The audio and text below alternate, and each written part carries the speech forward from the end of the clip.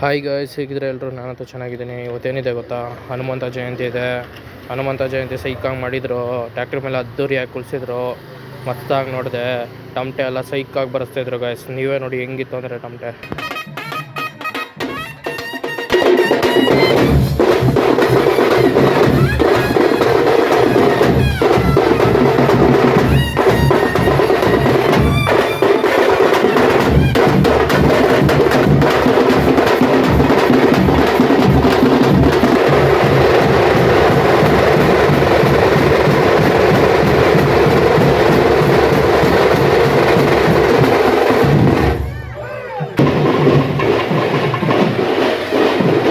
Full ಭಕ್ತಿಯಿಂದ full ನಮಸ್ಕಾರ ಹಾಕ್ಕೊಂಡು ತಿರುಗ್ದೆ ಗಾಯ್ಸ್.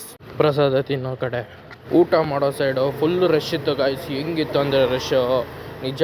ನಾವೇ ಒಂದು 1 ಅವರ್ 2 ಅವರ್ ಕಾದಿದ್ರೆ ಇವರೆಲ್ಲ ಪಾಪ ಪುಂಗ್ತಾನೆ ಇದ್ರು ಅಂದ್ಕೊಳ್ಳಿ.